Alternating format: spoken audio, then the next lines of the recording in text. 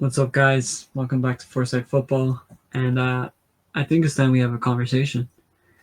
Let's talk about the best team in the world right now, PSG. All right. This is going to be one of my first videos like this where I do a match reaction. I'm not used to this, but what better game to start off with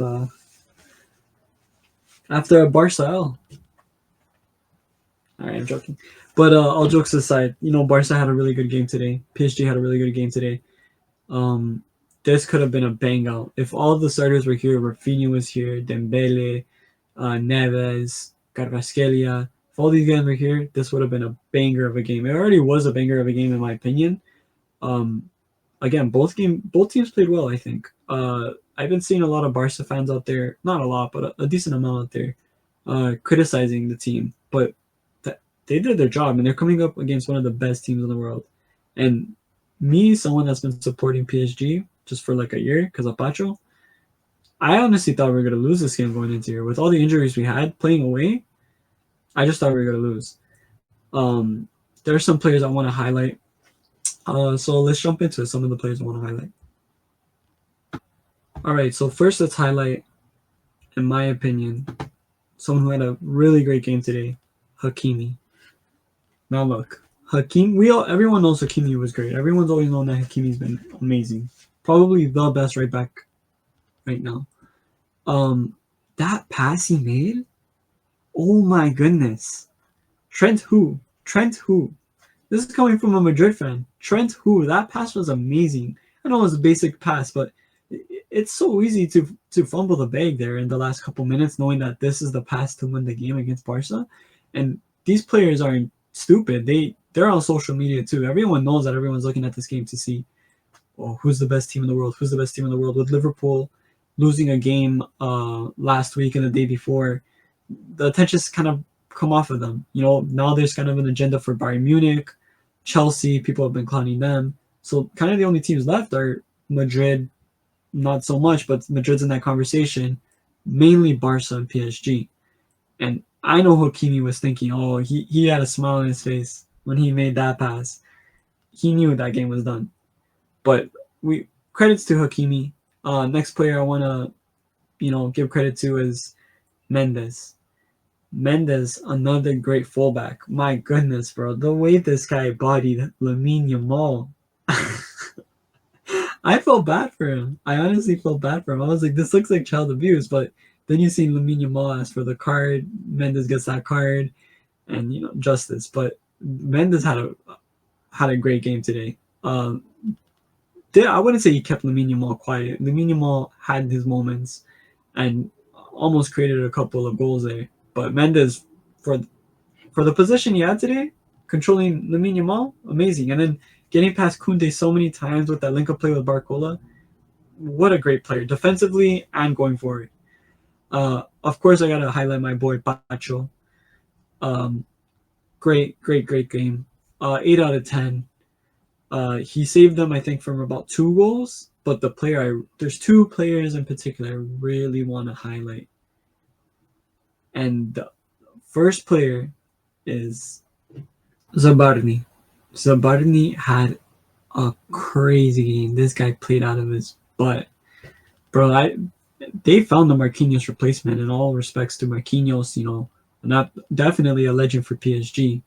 But Zabarni, man, oh my goodness.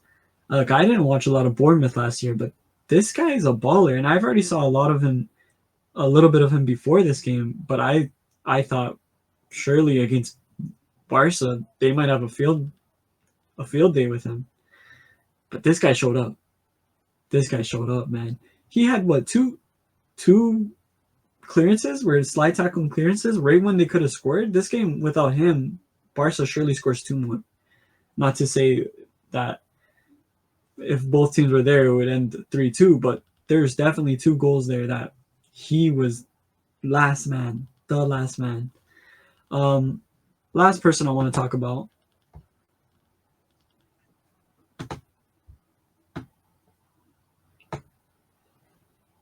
Dani Olmo.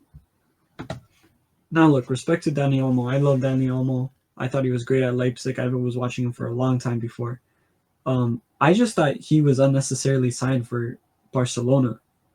I thought Fermin Lopez could have played that position. Rafinha could have played that position. Even Fati. I know Fati, we're seeing where Fati is right now, but I just didn't think it was a vital position. And if obviously stuff's clear in hindsight, but look where Barca is now. They could have done with another center back. They could have done with Inigo Martinez, and I'm sure they want to sign Rafinha after the season. I mean, Rashford after the season.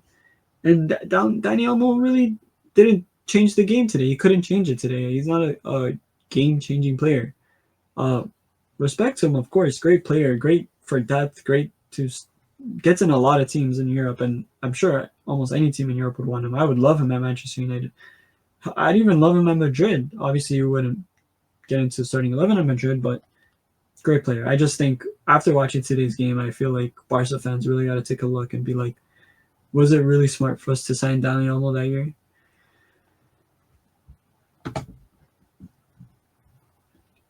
Lastly, we got to talk about Gonçalo Ramos, bro. Gonçalo Ramos. It says it right there on his sleeve. GOAT. GOAT. Chivo. That's what we say in Ecuador. Chivo. No, I'm not saying he's the best player at PSG, but my goodness, you never hear a word from Gonçalo Ramos that he's unhappy. I mean, he didn't even get into the starting 11 today. And you won't probably hear any problems about that. He knows his place on the team. He's happy to serve them. And when he comes on, he most of the time performs. And what else could you want from a player like Gonçalo Ramos? Again, kind of like what I said about Hakimi, the pressure must have been on to finish that goal, and it looked like there was no pressure on him whatsoever. Absolute class from Gonçalo Ramos. 10 out of 10 for him. I know he came on late, but that was a perfect ending for this game. But yeah, guys, that's all I'm gonna say on this match review. It was entertaining. Definitely can't wait to do more of these. I need maybe to work on it. I'm not sure how to go forward with these videos, but all I'm gonna say is maybe I'll give a match rating at the end. PSG 8 out of 10 today. Barca 7 out of 10 today, performance wise. Great game. Yeah, last thing I want to say is if these teams end up on the same side of the bracket, this game will be amazing. I know teams like to play reserved when it's for big games, right? But if these teams, Barca and PSG, are on the same side of the bracket, they will meet. I don't care if Liverpool or Madrid are on that side, possibly, but these teams will meet on the semis, and it would be very exciting to see if they could meet in the final again with full squads. But that's all, guys. Leave a like, leave a comment, share.